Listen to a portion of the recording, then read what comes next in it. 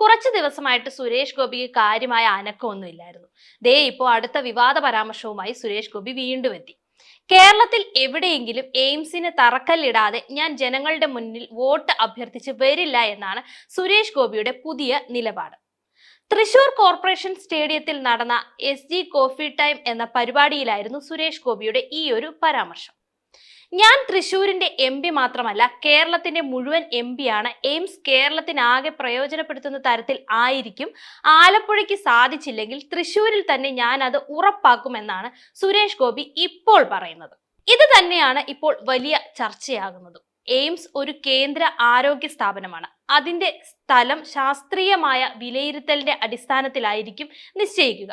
അങ്ങനെയുള്ള എയിംസ് ഒരു രാഷ്ട്രീയ പ്രചരണ വാചകമാക്കി മാറ്റുകയാണ് സുരേഷ് ഗോപി ഇപ്പോൾ ചെയ്തിരിക്കുന്നത്. സുരേഷ് ഗോപി മുൻപ് എന്താണ് പറഞ്ഞിരുന്നത് എന്നും ഈ ഘട്ടത്തിൽ ഓർക്കണം. ഇടുക്കിയിൽ എയിംസ് സാധ്യമല്ല, ഭൂമിശാസ്ത്രപരമായി തൃശൂരാണ് അനുയോജ്യം എന്ന വാക്ക് തന്നെ സംശയമുണ്ടാക്കുകയാണ്.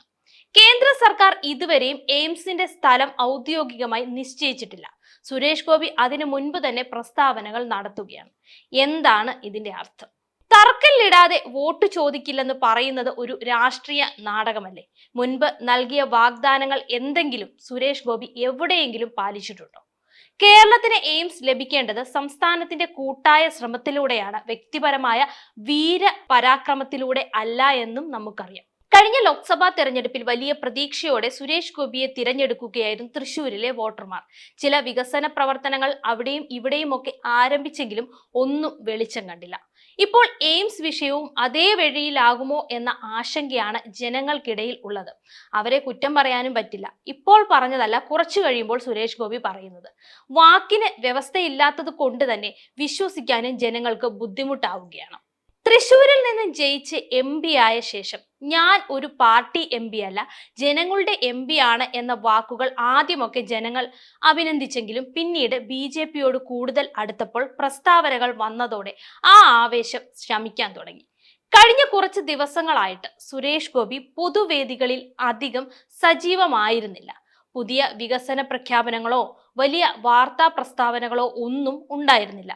അതിനാൽ രാഷ്ട്രീയ രംഗത്ത് നിന്നുള്ള സ്വകാര്യ പ്രാധാന്യം വീണ്ടെടുക്കാനായി ഇത്തരമൊരു വിവാദപരമായ പ്രസ്താവന നടത്തിയതാകാനാണ് സാധ്യത കൂടുതലും.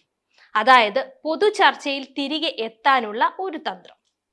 തൃശൂരിൽ നിന്ന് വിജയിച്ചിട്ടും സുരേഷ് ഗോപി കേന്ദ്ര തലത്തിൽ അധികം പ്രാദേശിക വികസന പ്രവർത്തനങ്ങളൊന്നും നടത്തിയിട്ടില്ല. അതുകൊണ്ട് തന്നെ തൃശൂരിനായി എയിംസ് ഉറപ്പാക്കുമെന്ന് പറയുമ്പോൾ, അതും ഈ തെരഞ്ഞെടുപ്പ് അടുത്തിരിക്കുന്ന സമയത്ത് പറയുമ്പോൾ, അത് തന്റെ മണ്ഡലത്തിലെ ജനങ്ങൾ വിശ്വസിക്കുമെന്ന് സുരേഷ് ഗോപി കരുതി കാണും. അതായത് ഞാൻ ജനങ്ങളുടെ MP ആണ് എന്ന പഴയ ഇമേജ് തിരിച്ചു പിടിക്കാനുള്ള ഒരു ശ്രമം മാത്രം. കേരളത്തിൽ BJPക്ക് അടുത്ത തെരഞ്ഞെടുപ്പിൽ പ്രകടനം മെച്ചപ്പെടുത്താനുള്ള ശ്രമങ്ങൾ തകൃതിയായി നടക്കുന്നുണ്ട്. എയിംസ് പോലെയുള്ള വികസന വാഗ്ദാനം ജനപ്രിയമായ വിഷയമാണ്. അതുകൊണ്ട് സുരേഷ് ഗോപി മുഖേന വികസന പ്രതീകമായ ഒരു പ്രചരണ നരേറ്റീവ് BJP മുന്നോട്ട് വെക്കുകയാണ് എന്നും സംശയിക്കേണ്ടിയിരിക്കുന്നു.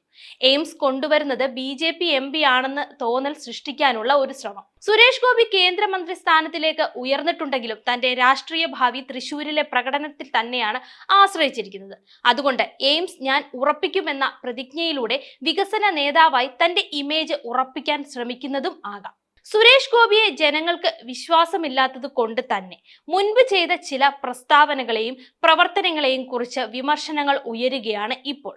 അവയെ മറികടക്കാനും മാധ്യമ ശ്രദ്ധ മറ്റൊരു വിഷയത്തിലേക്ക് തിരിക്കാനും ഇത്തരം വിവാദ പരാമർശം പ്രയോജനപ്പെടും എന്ന് BJPക്ക് നന്നായിട്ടറിയാം. സുരേഷ് ഗോപി ഈ പ്രസ്താവന നടത്തിയതിലൂടെ ഒരു കല്ലിൽ പല കാക്കകളെ ലക്ഷ്യമിടുന്നത് പോലെ പറയേണ്ടി വരും.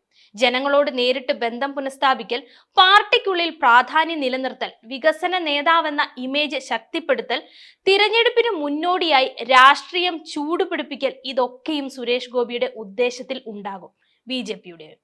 എന്നാൽ ഇതിന്റെ അപകടം എന്തെന്നാൽ, വാഗ്ദാനം പാലിക്കാതിരുന്ന ജനങ്ങൾക്കിടയിൽ വിശ്വാസക്കുറവ് കൂടുതൽ ആഴത്തിലാകുമെന്ന് ഇവർ മനസ്സിലാക്കുന്നില്ല.